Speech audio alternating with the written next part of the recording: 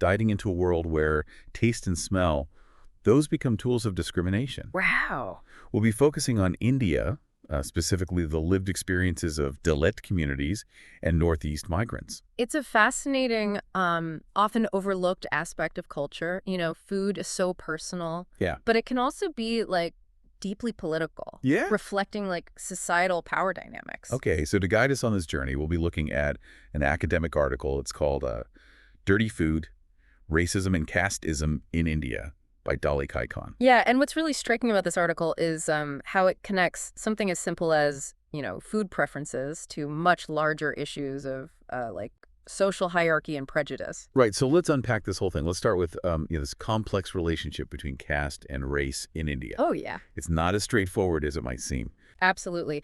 In 2001, at the World Conference Against Racism, Dalit rights groups, they made this really powerful argument. Yeah? They said that caste violence, it should be recognized as a form of racism. Oh, wow. And this just ignited, like, a fierce debate among Indian intellectuals. So what were, like, the different sides of this debate? So some argued that, you know, this idea of race as a concept, it was kind of imposed on India from the West. Mm-hmm. They said it didn't accurately reflect, you know, the country's social dynamics. Okay, so they saw it as like a Western idea being like forced onto their culture? Exactly. And sociologist Dipankar Gupta, he even called, you know, equating caste with race a self-defeating project for activists. Mm-hmm. He believed it was, like, crucial to understand that the caste system and how it works politically and socially is distinct within India.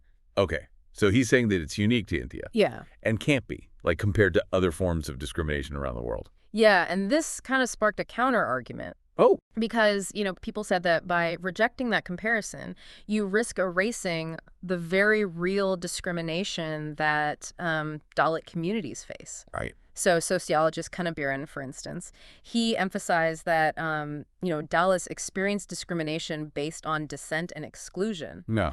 And this aligns with, you know, how we understand racial prejudice, you know, globally. Okay, so he's saying that it fits the definition of racial prejudice, even though it's, you know, manifested through the caste system. Right, and it's crucial to acknowledge those lived experiences. Yeah, absolutely. And here's where it gets really interesting, I think. Okay. Scholar B. Doss, he uses the term racial Indianization. Wow. To describe how race is actually embedded within the caste system itself. Yeah, you know, that term racial Indianization, it really gets to, like, the heart of how intertwined race and caste are in India. It's not just about social hierarchy. Right. It's about how those categories were historically constructed to justify, like, discrimination. It makes you question those neat separations we often make between those concepts. And I think this debate about how to, like, categorize these forms of discrimination, it's really important because it impacts, you know, how we understand the challenges faced by marginalized groups. Are we dismissing their experiences by only focusing on caste, or are we actually recognizing these broader forces at play? And this takes us to the heart of our deep dive today, Ganda food. So Ganda, meaning dirty, in Hindi. Good. It's often used to label the cuisine of migrants from Northeast India. Okay. And it reflects a really deeply rooted caste-based hierarchy of taste and purity.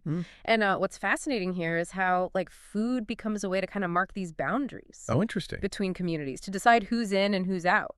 It's almost like there's, like, this unspoken rule book. Yeah. About which foods are clean and which ones are, like, dirty and should be avoided. Yeah. And this plays out in some pretty alarming ways. Yeah, like if you think about like housing complexes in cities like Mumbai and Chennai, a lot of them explicitly cater to pure vegetarian residents, and they often exclude those who cook meat, especially certain kinds of meat. And this tension between food and prejudice, this is also brilliantly portrayed, I think, in the 2020 film Axone.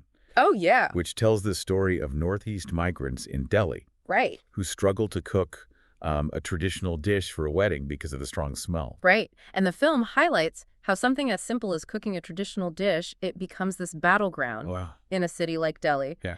And their neighbors are completely intolerant of the smell. Wow. They even call the police. And it's not even just limited to housing. Oh, wow. In 2007, the Delhi police, they published this booklet What? Advising Northeast migrants on how to cook their smelly food without bothering their neighbors. It's shocking, isn't it? Like, a law enforcement agency framing the cuisine of an entire region, like, as a public nuisance. Yeah. It just further fuels, like, those negative stereotypes. And this discrimination even shows up in, like, university settings. Oh, wow. Students from Northeast India often face taunts and exclusion because of their food. Imagine being judged and ridiculed for simply eating the food that you grew up with. Yeah. It makes me wonder how often these subtle forms of prejudice are expressed through these, like, seemingly innocent comments about food. Yeah. It's such a powerful example of how, food can be used to otherize and marginalize. Right. And this, it echoes the experiences of Dalit communities, Right. whose, occupations and even just their presence have been historically linked to this idea of filth and uncleanliness by, the dominant caste culture. Gopal Guru's work is so insightful here. Yeah. He really emphasizes how certain occupations traditionally held by Dalits are seen as unclean by upper caste Hindus. Yeah. Leading to their, further marginalization. And Ambedkar's writings are, like, even more direct. He revealed how, like, historically, even the presence of Dalits was considered polluting by upper caste Hindus. It's a chilling reminder of how deeply entrenched those prejudices can be and how food becomes, like, this powerful symbol in all of this. It's incredible how something as basic as food can be used to dehumanize entire communities. Absolutely. But it's important to remember that food can also be a powerful tool for resistance and reclaiming identity. That's a great point. Let's talk about how food can challenge these rigid hierarchies and celebrate diversity. So, like, artists and scholars, they're playing, a key role in this. For Yeah. instance, the artist Rajyashree Goody, Mm-hmm. she has this incredible project where she documents Dalit food culture. And, it challenges the erasure of their culinary traditions, by that dominant culture. It's about, like, reclaiming their narrative. Yeah. And showcasing the richness and diversity of Dalit cuisine, right? Exactly. It's about recognizing, like, the knowledge and the traditions behind those foods. Exactly. And it's not just about, like, documentation. It's about celebrating and, honoring these food cultures. And, Dolly Kikon, the author of our main source, she shares a personal anecdote about this. Okay. She observed these strict dietary restrictions in the foothills of Northeast India, which contrasted, like, sharply with the diverse and seasonal cuisine of the tribal communities in that region. Right. It really highlights how these dominant food cultures, they often try to overshadow and erase the foodways of marginalized groups. It almost feels like a form of cultural erasure. Yeah. To say that, a particular type of food or way of eating is wrong or bad. Right. It's a way of, like, asserting dominance. Exactly. And control over what is considered acceptable. Yeah, and this reminds me of the story of this Dalit writer, Yatsuna Upuleti. She describes her childhood memories of enjoying usilu. Usilu. Yeah, which are termites. Oh, wow. And it's a delicacy, but it's often dismissed as, dirty food by that dominant caste culture. And these stories are so important because they highlight the human cost of these, like, rigid food hierarchies, right? Yeah. It's about people being shamed and ostracized for simply enjoying their traditional foods. Exactly. And it's not just about, like, individual experiences. Right. These challenges have fueled social movements, pushing back against these discriminatory practices. Yeah, like, the 2012 Beef Festival that was organized by Dalit students in Hyderabad. Okay, tell me about that. What was that all about? So that was a powerful act of defiance, where they were celebrating, their food culture and challenging what we call Brahmanical dominance. Can you explain what that means for our listeners who might not be familiar with that term? Yeah, so when we talk about Brahmanical dominance, we're referring to the historical and ongoing influence of upper caste Hindus in shaping, social norms and power structures in India. Yeah. So this festival, it was a way of, like, pushing back against that dominance. It's fascinating how food becomes, like, a symbol in these cultural and political struggles. Absolutely. Similar incidents, across India they highlight this political nature of food choices. Yeah. And, this fight for recognition and equality. Yeah. Food becomes like the symbol of resistance, a way to like assert one's identity and challenge the status quo. Yeah. Right? It's about like reclaiming their agency and saying, our food is not dirty. Exactly. It's part of our heritage and our identity. Yeah.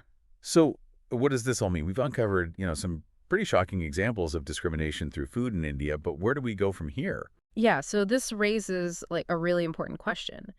If something as fundamental as, food can be manipulated to reinforce these social hierarchies, how can we like cultivate a greater awareness of diverse culinary traditions and challenge these ingrained prejudices? It sounds like we need to start by acknowledging that food is not just about, taste. Right. It's about power, identity, and culture. Absolutely. We need to like move beyond those simplistic categorizations of, clean and dirty food. Yeah. And, appreciate the richness and diversity of culinary traditions, especially those that have been like marginalized and misrepresented. Right. Fermented foods, which are often labeled as, smelly or unhygienic. Yeah. They actually play like a vital role in many cultures, both in terms of taste and preservation. It's amazing how our like perception of smell can be so easily influenced by social conditioning. Yeah. We might instinctively recoil from a certain smell. Yeah. Just because we've been like taught to associate it with something negative. Right. And this is where like critical thinking comes in. Yeah. We need to question those assumptions and be open to experiencing like new flavors and aromas without that prejudgment by, actively seeking out, diverse culinary experiences. We're not just trying new flavors. We're also, challenging our preconceived notions about other cultures. I love that. Yeah. So how can we actually put this into practice? What can we as individuals do to challenge these like food-based prejudices? There are like so many things we can do, but first and foremost, be curious. Okay. Seek out those restaurants and food stalls that offer cuisines from different regions and cultures. Okay. And don't be afraid to like step outside of your comfort zone and try something new. I know I'm guilty of like sticking to what I know. Yeah. But you're right. We need to be more adventurous. Exactly. And when you do try something new, like be respectful. Okay. Ask questions, learn about the ingredients and the preparation methods, and engage with, the people who are sharing, their culinary traditions with you. Right. Treat it as like a cultural exchange, not just a meal. Right. And if you, encounter someone making like discriminatory remarks about, a particular cuisine, don't be afraid to like speak up. Right. Challenge those stereotypes and educate others about the importance of, culinary diversity. It's about like being an ally. Exactly. And advocating for those whose food cultures have been marginalized and misrepresented. Absolutely. And remember, it's not about like forcing everyone to like every food. It's about, creating a space where different culinary traditions can be respected and appreciated. It's about understanding that food is a powerful tool for, bringing people together. Yeah. For fostering cultural understanding and for celebrating the richness and diversity of, human experience. Beautifully said. And that, that brings us to the heart of this deep dive. Yeah. It's not just about food.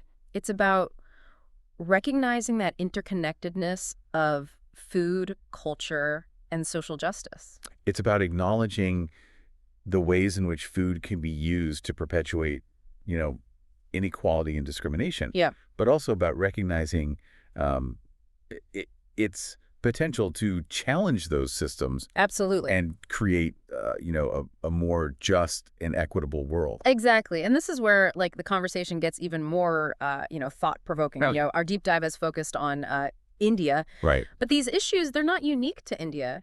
These same dynamics of food-based prejudice and discrimination, they play out in, various forms across the globe. Right. Think about, like, the way certain immigrant cuisines, they're often, stereotyped or demonized in different parts of the world. Or, the way certain fume cultures are associated with, like, poverty or, lower social status. It's a reminder that food is never just about food. Right. It's always intertwined with, power, identity, and social structures. And this brings us to like a crucial point. Yeah. Recognizing our own biases. We all have preferences, and that's perfectly natural. Yeah. But it's important to like examine those preferences. Okay. And ask ourselves, where do they come from? Are they based on, genuine taste? Yeah. Or are they influenced by, social conditioning or prejudice? Right. It's about being mindful of like the language we use when describing, different cuisines. Right. And avoiding terms that, reinforce those negative stereotypes. Yeah. It's so easy to just like go through life without ever questioning why we like or dislike certain foods. Oh. But as we've been, discussing, those preferences are often shaped by factors we might not even like be aware of. Exactly. And that's why it's crucial to be open to challenging our own like assumptions. Yeah. And expanding our culinary horizons. It's not about erasing our personal taste, but, understanding where they come from and making those conscious choices about what we consume and how we even talk about food. I think this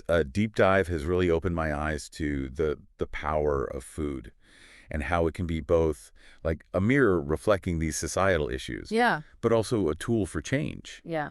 And I'm realizing like how much I still have to learn about the cultural significance of different cuisines. It's been an incredibly insightful, journey for me as well. And while we've covered a lot of ground, this is just like the beginning. Yeah. This conversation, this needs to continue. We need to keep learning, keep challenging ourselves, and keep working towards a world where food is celebrated for its diversity and its ability to bring people together. So to wrap up our deep dive today, let's leave our listener with something to ponder. Okay, I like it.